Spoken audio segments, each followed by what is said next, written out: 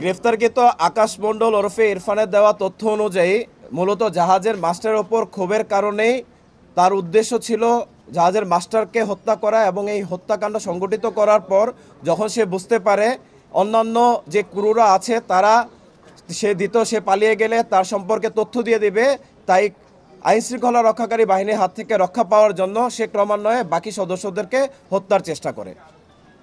গত 23 ডিসেম্বর 2024 তারিখ চাঁদপুরের হাইমচরে এমবি আল বাখেরা জাহাজে 7জনকে হত্যা ও একজনকে গুরুতর জখমের ঘটনা ঘটে।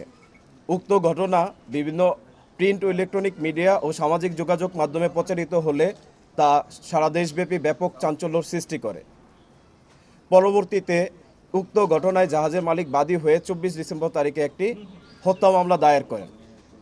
এই হত্যাকাণ্ডে জড়িত ব্যক্তিদের শনাক্ত ও গ্রেফতারে র্যাবের তৎপরতা বৃদ্ধি করা হয়। এরই ধারাবাহিকতায় গত 24 ডিসেম্বর তারিখে বাগেরহাট জেলায় রাতে অভিযান পরিচালনা করে এই নৃশংস হত্যাকাণ্ডে সম্পৃক্ত আকাশ মণ্ডল ওরফে ইরফান নামক একজন ব্যক্তিকে গ্রেফতার করা হয়।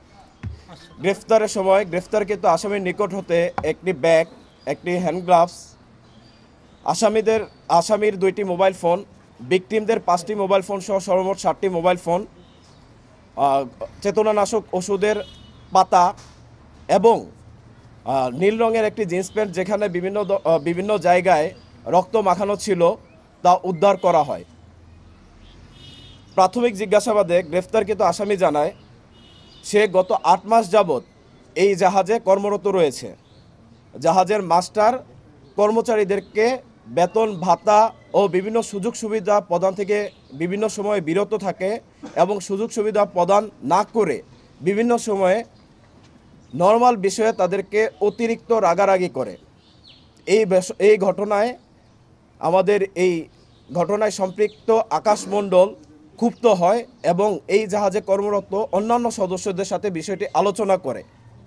তবে আসামির দেয়া তথ্য মতে এই জাহাজে কর্মরত অন্যান্য যে কোনো সদস্য যখন কোনো রকম তাদের অধিকার নিয়ে কথা বলতে চায় তাদেরকে কোনো ধরনের বিচার বিবেচনা না করেই জাহাজ থেকে বিতাড়িত করা হয়, এমনকি তাদের বেতন ভাতাও প্রদান করা হয় না, যার কারণে জাহাজে কর্মরত অন্যান্য সদস্যরা তার সাথে একমত পোষণ করে এই অন্যায়ের প্রতিবাদ করত না।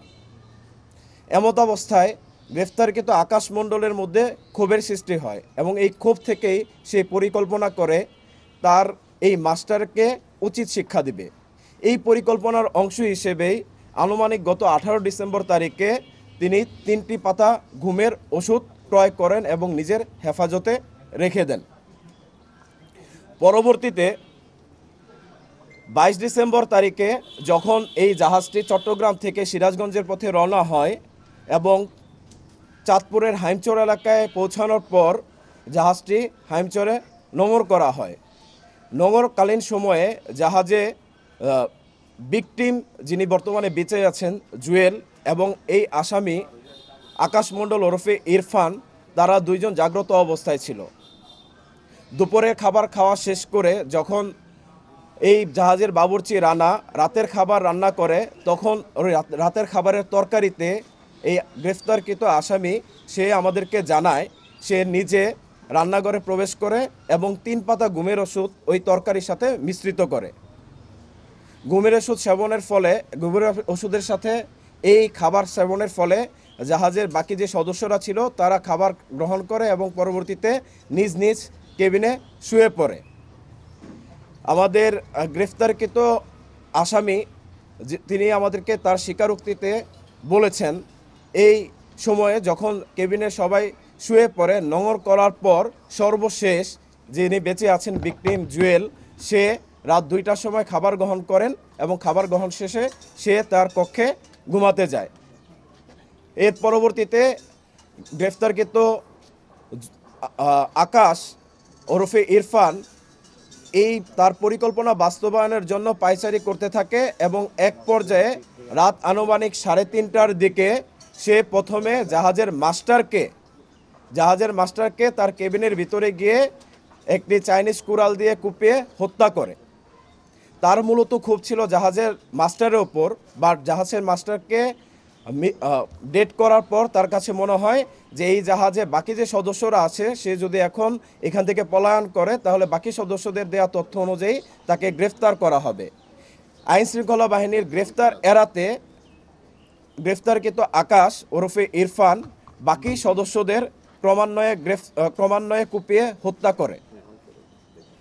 ভোর আনুমানিক 5:30টার দিকে যখন অন্যান্য নোঙর করা জাহাজগুলো তাদের গন্তব্যস্থলে ছেড়ে যায়, তখন এই গ্রেফতারকৃত আকাশ তার এই জাহাজটিকে চালিয়ে যাত্রা করে এবং 1 ঘন্টা জাহাজটিকে চালানোর পর হাইমচরে গিয়ে জাহাজটি আটকা পড়ে। পরবর্তীতে একটি মাঝির নৌকার দ্বারা সে চরে গিয়ে অবস্থান করে এবং সেইখান থেকে আত্মগোপনে চলে যাওয়ার উদ্দেশ্যে বাগেরহাটে গমন করে। গ্রেফতারকৃত আসামির বিরুদ্ধে পরবর্তী আইনানুগ ব্যবস্থা গ্রহণ প্রক্রিয়াধীন রয়েছে।